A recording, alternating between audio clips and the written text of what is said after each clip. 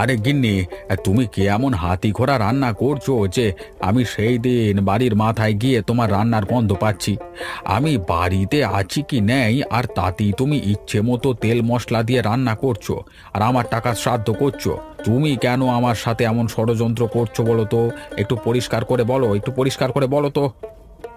হ্যাঁ হ্যাঁ, আমার তো আর খেয়ে দে কাজ নেই, সারাদিন শুধু তোমার পেছনে ষড়যন্ত্র করা ছাড়া। তোমাকে কে বলেছে আমি তোমার তেল আর মশলা শেষ করে দিচ্ছি?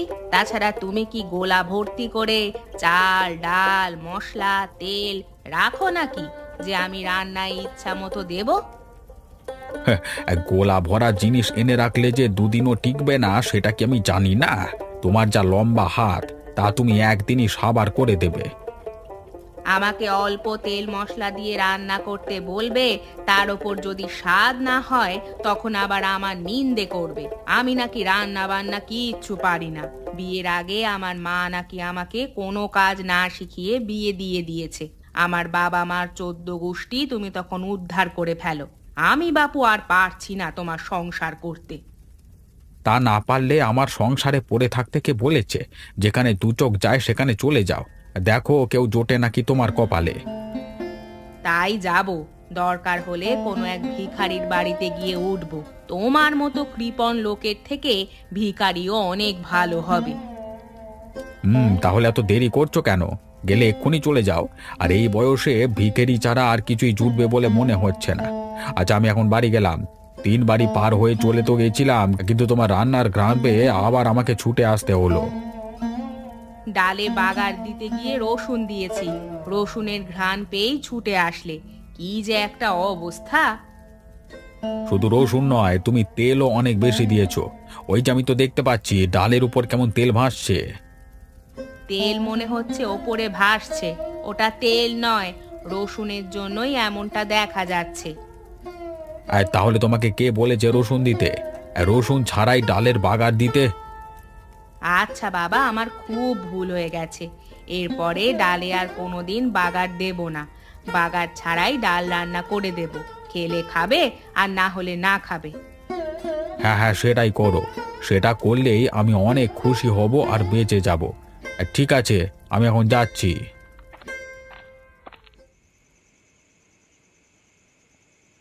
কি গো, বলছি যে শুনছো? তুমি আবার কখন কি বললে? কি আবার শুনবো? বলি আমাদের ছেলেটা তো বড় হয়ে গেছে, তার সব বন্ধুরা তো বিয়ে করে সংসারী হয়ে গেল। আমাদের ছেলেকে নিয়ে কি কিছু ভেবেছো? মানে বলছিলাম যে ওর বিয়ে শাদী নিয়ে কতদূর চিন্তা ভাবনা করলে তুমি? কিসের আবার বিয়ে শাদী? খালি বয়স হলেই বিয়ে করতে হবে, এটা কোনো কথা নাকি? হ্যাঁ, খাচ্ছে তো বাপের ঘাড়ে বসে বসে, এর মধ্যে আবার বিয়ের কথা আসলো কেন? ওর বন্ধুরা বিয়ে করেছে কারণ ওই ছেলে পুলেরা কামায় রোজগার করে। আর তোমার ছেলেকেও তুমি কোনো কাজ বাজ করতে বলছো না, তারপরে বিয়ে শাদীর কথা আমার কাছে বলতে এসেছো? তা তো বলেছি, সে তো কিচ্ছু করতে চায় না। তাই আমি বলি কি, ওকে একটা বিয়ে করিয়ে দাও। ঘরে বউ এলে দেখবে ঠিক মতো কাজও করবে, তখন আর এত বাহানাও করবে না। সব কিছুই তোমার চিন্তা মাফিক হয়ে যাবে এমনটা ভাবছো কেন? এমনটা তো নাও হতে পারে। আরে এখন আমার ঘাড়ে বসে একজন খাচ্ছে, বিয়ে করে এনে তখন দেখবো দুজন মিলে খাচ্ছে। আমি তো বাবা এতটা পয়সাওয়ালা লোক না। আমার পয়সার দাম আছে, আমি শুধু শুধু দুজন মানুষকে বসিয়ে বসিয়ে খাওয়াতে পারবো না, এই বলে দিলাম। তা বলি, তোমার এই সব টাকা পয়সা কি তুমি মরার সময় কবরে নিয়ে যাবে নাকি? তোমার যা কিছু আছে সবই তো তোমার ছেলে পাবে, তাহলে এসব বাজে কথা আজ কেন বলছো তুমি? বাহ বাহ বাহ বাহ বাহ! তোমার তো দেখছি খুব উন্নতি হয়ে গেছে। স্বামীর মরবার কথা বলতে তোমার একটুও গলা কাঁপছে না। আমি বেঁচে থাকতেই এই অবস্থা, আমি চোখ বুজলে না জানি পরের দিনে তুমি আরেকটা বাজে কথা একদম বন্ধ করো। তুমি তোমার ছেলের বিয়ের ব্যবস্থা করো, নতুবা তোমার কপালে অনেক খারাপ কিছু আছে। তোমার সব কথা আমি মেনে নিয়ে এত বছর চলেছি, কিন্তু আমার ছেলের ব্যাপারে তুমি যদি এখন কোনো সিদ্ধান্ত না নাও আর ওর জীবনটা যদি এভাবে শেষ করে দাও, তাহলে দেখতে পাবে আমি কি করি। তুমি কি আমাকে হুমকি দিচ্ছ নাকি? তা কি করবে শুনি? কি করব সেটা সময় হলেই দেখতে পাবে। আমার সাথে যা যা করেছো তার সব কিছুই সহ্য করেছি, কিন্তু তাই বলে আমার ছেলের জীবনটা অনিষ্ট করে দিলে সেটাও আমাকে মুখ বুজে সহ্য করতে হবে। মা হিসাবে এটা তো আমার চরম ব্যর্থতা, আর সেটা আমি কিছুতেই হতে দেব না।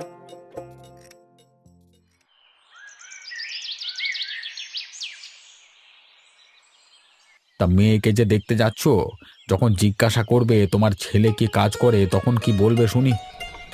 কি আর বলবো, বলবো যে তার বাপের তো জমিদারি আছে, তা আপনার মেয়েকে নিয়ে সারা জীবন বসিয়ে বসিয়ে খাওয়াতে পারবো, আমার ছেলের কোনো কাজ না করলেও চলবে। আর মজা নিচ্ছ নাও? সবার সামনে গিয়ে যখন তোমার এই সুন্দর নাকটা কাটা যাবে তোমার ছেলের কারণে, তখন দেখবো তুমি কি করতে পারো। ছেলের জন্য মায়ের যদি নাক কাটা যায় সেটা তো আর অগ্রাহ্য করা যাবে না, মেনে নিতে হবে। আমিও মেনে নেব। আর তোমাকেও বলে দিচ্ছি, বসে বসে এই সব আজে বাজে চিন্তা না করে ছেলের জন্য ভালো কিছু চিন্তা করো, তাহলে তোমার ছেলের মঙ্গল হবে। কিরে, তুই কি শুনতে পাচ্ছিস? কানে কি কথা যাচ্ছে? তোর জন্য যে এখন আমাদের মাথা নিচু করতে হবে বাইরের লোকেদের কাছে, সেটা কি ছেলে হয়ে তোর দেখতে খুব ভালো লাগবে বুঝি? কাজ বাজ করতে ভালো লাগে না, কিন্তু ছেলে হয়ে বাবা মায়ের অসম্মান করতে খুব ভালো লাগে, তাই না? বাবা, এভাবে বলছো কেন? এতদিন কোনো কাজবাজ করিনি দেখে সারা জীবনে কোনোদিন করব না এমনটা তো নয়। তাছাড়া মেয়ে যদি আমাকে পছন্দ করে তাহলে এই বিয়েটা হবে, না হলে তো হবে না। আর আমরা তো কোনো কিছু গোপন করে বিয়ে করতে যাচ্ছি না, যা সত্যি তাই বলবো। বাদ বাকিটা ওদের চিন্তা। আমার মনে হয় এখন তুমি এসব চিন্তা না করে একটু শান্ত হও। আমাকে এসব উপদেশ না দিয়ে যদি নিজের জীবনটা এতদিনে গুছিয়ে ফেলতে পারতিস, তাহলে তোর বাবা হিসেবে পরিচয় দিতে আমারও গর্ববোধ হতো। যাই হোক, দেখি গিয়ে কি হয়। মেয়ের বাবা মা আমাদের অপমান করে ঘর থেকে তাড়িয়ে দেয় নাকি আপ্যায়ন করে ঘরে জায়গা দেয়। তো সব কিছুই তো শুনলেন, এখন বলুন, আপনারা আমাদের মেয়েকে আমাদের ছেলের সাথে বিয়ে দেবেন কিনা? কোনো কিছু লুকিয়ে ছাপিয়ে বিয়ের মতো এত বড় সিদ্ধান্ত আমরা নিতে পারবো না, তাই আপনাদেরকে প্রথম থেকেই সব কিছু জানিয়ে দিলাম। এখন বিচার বিবেচনার দায়িত্ব আপনাদের উপর, আপনারা যেটা বলবেন সেটাই হবে। ছেলে তো কোনো কাজ করে না সেটা তো শুনলাম, কিন্তু সে তো বলেছে কিছুদিনের মধ্যেই একটা কাজ শুরু করবে। তাছাড়া আপনাদের পরিবার সম্পর্কে, বংশ সম্পর্কে আমরা তো খোঁজ নিয়েছি, এতে করে তো আপত্তি করবার কিছু নেই। বিষয়টা তো ওপরওয়ালা প্রদত্ত একটা সম্পর্ক, যার সাথে যার জোর লেখা আছে তার সাথেই তো তার বিয়ে হবে। আমাদের দিক থেকে এ বিয়েতে কোনো আপত্তি নেই, আপনারা আগাতে পারেন। আপনাদেরকে অনেক ধন্যবাদ। আমার মনে হচ্ছে আমার ওপর থেকে একটা পাথর সরে গেল। বিশ্বাস করেন, আমি আমার পুরোটা দিয়ে আপনার মেয়েকে আগলে রাখবো। তার কোনো অযত্ন অবহেলা আমি বেঁচে থাকতে হতে দেব না। আমার তো একটি মাত্র ছেলে, আপনার মেয়েকে পেয়ে গেলে আমার একটা মেয়েও হয়ে যাবে। সে সারা জীবন আমার কাছে আমার বৌমা নয়, আমার মেয়ে হয়ে থাকবে। তাহলে তো হয়ে গেল। সবকিছু ঠিকঠাক থাকলে আগামী মাসেই আমরা একটা শুভ দিন দেখে বিয়েটা সেরে ফেলতে চাই। কি বলেন আপনারা? ঠিক আছে, তাহলে আমরা বাড়িতে গিয়ে আমাদের নিজেদের মধ্যে একটু কথা বলে নিই। তাছাড়া আমাদের কিছু আত্মীয় স্বজন এই মুহূর্তে দেশের বাইরে আছে, তারা কবে নাগাদ ফিরবে একটু খোঁজ খবর করে নিই। আর আমরাও চাই না বিয়েটা দেরি করে হোক, সব কিছু আপনাদেরকে তাড়াতাড়ি আমরা জানিয়ে দেব। আজকে তাহলে আসি, হ্যাঁ? আমার বেয়ায়ের বাড়িটা তো আমার থেকে অনেকটা দূরে হয়ে গেল, এখন রওনা না হলে তো নিজেদের ঘরে ফিরতে মেলা রাত হয়ে যাবে। কি বলেন বেয়াই মশাই? দাদু দাদু, আমি মিষ্টি খাবো, আমাকে মিষ্টি কিনে দাও। ও দাদু, আমাকে মিষ্টি কিনে দাও। আহা দাদু ভাই, মিষ্টি তো বাজারে পাওয়া যাবে, এখানে তোমার মিষ্টি পাওয়া যাবে না। আমি তো কিছুক্ষণ আগেই বাজার থেকে আসলাম। বাজারে যাবার আগে তুমি তো আমাকে বলে দিলে না, এখন বাজারে যেতে তো অনেক সময় লাগবে। ঠাম্মি ঠাম্মি, কার থেকে তুমি আমাকে পুপু জুতোটা এনে দাও তো, যেটা পায়ে দিলে পুপু আওয়াজ হয়। বাবা তো আমাকে কাল কিনে এনে দিয়েছে, ওটা নিয়ে আসো। দাও না, এক্ষুনি নিয়ে আসো না।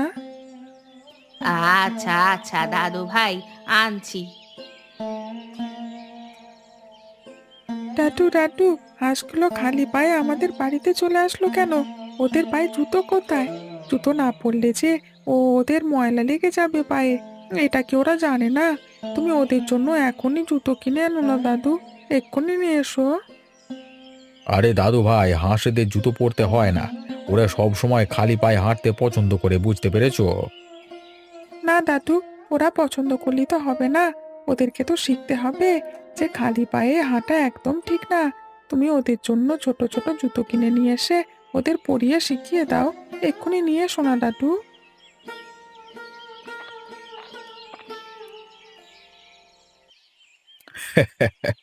ঠিক আছে দাদা ভাই, তাই করব। এখন চলো চলো, ভাত খেয়ে নেবে। কি গিন্নি, ছেলেটা এখনো কাজ থেকে ফেরেনি বুঝি? এখনো তো ফিরল না, কি যে করে বুঝলাম না। সেই সকালে বাড়ি থেকে বের হয়ে আসে মধ্যরাতে। এত পরিশ্রম করলে কি আর শরীরটা টিকবে?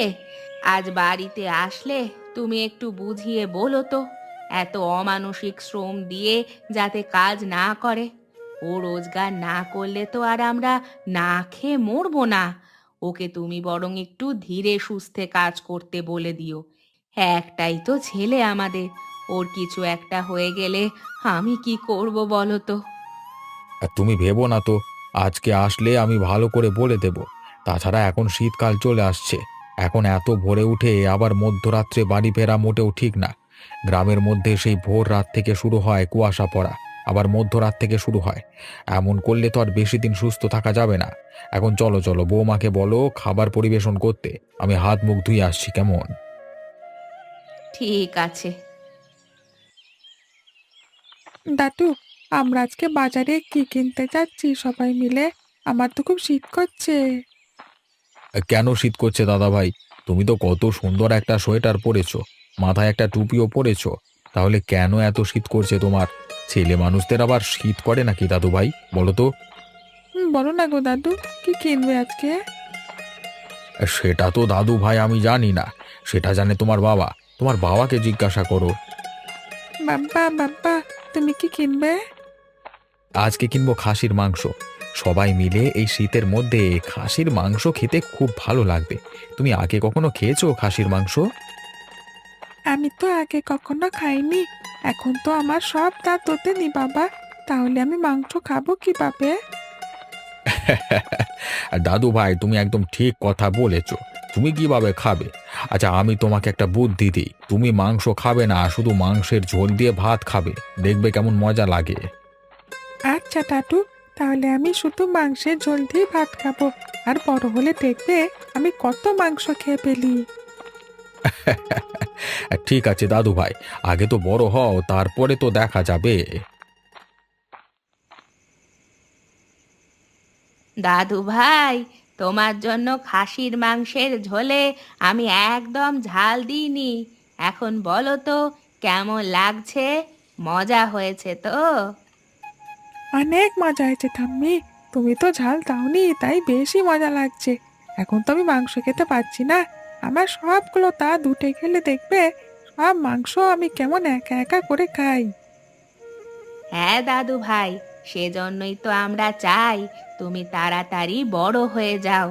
এর জন্য তোমাকে এখন থেকেই বেশি বেশি খেতে হবে, কেমন? জানি তো।